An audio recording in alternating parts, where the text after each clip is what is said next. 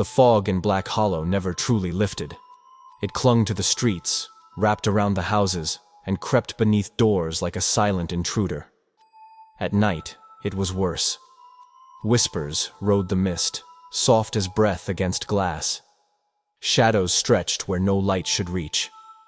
And the mirrors never quite reflected what they should. No one spoke of the disappearances. No one questioned the empty houses. But if you stood too long in front of a mirror, if you listened too closely to the whispers, you might see them, the hollow ones. And once you see them, they never stop watching. The town of Black Hollow lay in the valley, surrounded by dense, ancient woods that breathed with the weight of old secrets. A cold mist rolled in each evening, swallowing the narrow streets and turning gaslights into ghostly orbs. Lillian Graves arrived just as dusk bled into night. She had inherited an old manor on the outskirts, a relic of her estranged uncle's estate. The house had stood there for over 2 centuries, its foundations steeped in shadow and whispers.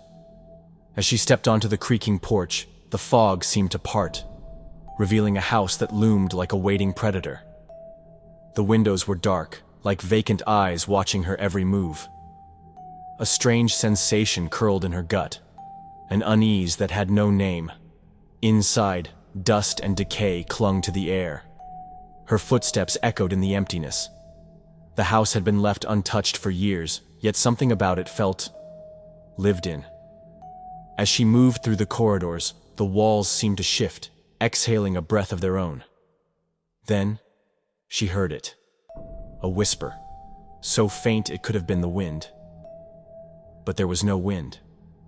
Only the heavy silence of the house, and the mist curling against the glass outside. That night, Lillian dreamt of the forest. She was running barefoot through the gnarled trees, their branches reaching for her like skeletal fingers. Behind her, something moved. Not footsteps, something else. A slithering presence, whispering her name. She awoke gasping, drenched in sweat. The room was dark, save for the silvery moonlight filtering through the lace curtains. But something was wrong. The mirror across from her bed reflected not her sleeping form, but something else. A shadow stood in the doorway. Lillian froze. The air turned thick, pressing against her lungs. The shape in the mirror remained still, its form barely distinguishable. And then, slowly, it turned its head. But when she whipped around, the doorway was empty. The night stretched on in suffocating silence. The house no longer felt abandoned. Something was here with her, watching, waiting. The following days were filled with strange occurrences. Scratching sounds in the walls, faint whispers when she walked past certain rooms, doors locking on their own. Determined to understand what haunted the house, Lillian searched through her uncle's old journals. What she found made her blood run cold. The hollow ones live between the walls. They wear the faces of the dead, but they are not them. They wait for those who listen. They wait for those who believe. The final entry was smudged, but the last words were clear. Never listen to the whispers. That night, as she lay in bed, the whispering returned. Only this time, it came from inside her room. The house was consuming her. Each night, the whispers grew louder. They called her name, their voices hollow and stretched, as if spoken through water. The walls pulsed as she walked past them, like something beneath was breathing. The mirrors no longer reflected her properly. Her image would lag, or her mouth would move when she had not spoken. Lillian knew she had to leave. But as she packed her things, the house groaned.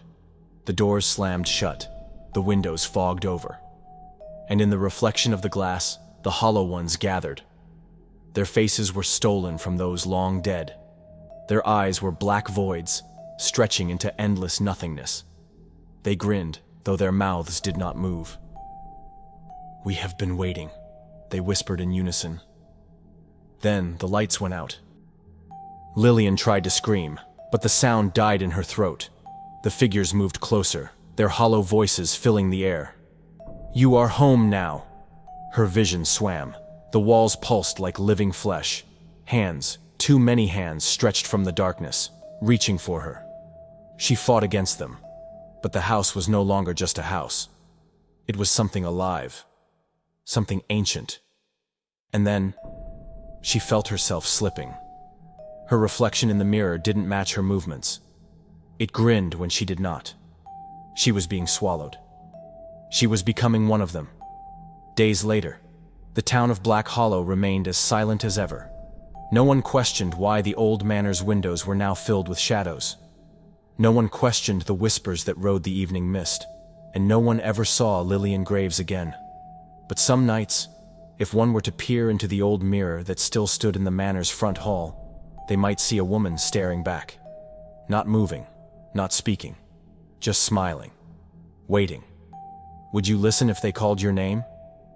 Black Hollow moved on as if nothing had changed. The townsfolk were used to disappearances. People who came, lingered, and faded into memory, leaving only their empty houses behind. But something was different this time. It started with the mirrors. Mrs. Thorne, the town's seamstress, was the first to notice. One evening, as she closed her shop, she caught a glimpse of herself in the mirror by the door. Only, it wasn't her. Her reflection stood still while she moved, its eyes darker than they should have been. She turned away, willing her heart to slow, but the sensation of being watched pressed against her skin.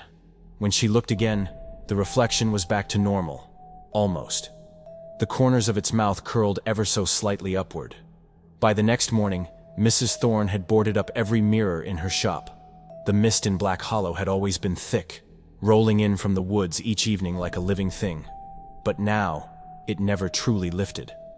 Children whispered about figures standing just beyond sight, barely visible in the haze. Pale, unmoving, their faces indistinct. The baker's apprentice swore he saw someone standing outside his window one night, watching. But when he stepped closer, there was nothing. Only the fog, pressing against the glass like a breathing thing. The next morning, he didn't open the shop. By the time they broke down his door, his room was empty. The only sign he had ever been there was his reflection in the mirror, lingering, staring out, even when no one else was there. The manor at the edge of town stood in silence, its doors locked, its windows black with dust and time. No one went near it. No one spoke of it. But some nights, light flickered inside. A single candle, moving from room to room, as if carried by an unseen hand. No one claimed to live there. No one had entered since Lillian Graves had disappeared. Yet the house was never empty. Late at night, when the town had gone still, a low creaking echoed from its walls, like something shifting, stretching, breathing, as if it were waiting for the next name to whisper. The hollow ones were no longer bound to the house. The whispers seeped through the town, curling in the alleys and clinging to the walls of quiet homes. People began vanishing. Not all at once. Not in ways that left behind blood or broken doors. Just gone. The only traces were the mirrors. Each time someone disappeared, their reflection lingered a little too long. Watching, smiling. The town knew. They always knew. But they never spoke of it. Never looked too long into the glass. Never listened to the whispers. Black Hollow remains. The mist still comes. The hollow ones still watch. And if you listen closely, when the fog is thick and the night is silent, you might hear them calling your name. Would you answer? Would you listen? Or would you be next? The hollow ones remain, and they are waiting. The town of Black Hollow still stands, swallowed by mist and silence. Its streets remain empty, its windows dark, but the whispers never fade. Some say the hollow ones are still there, waiting in the fog, watching through the mirrors.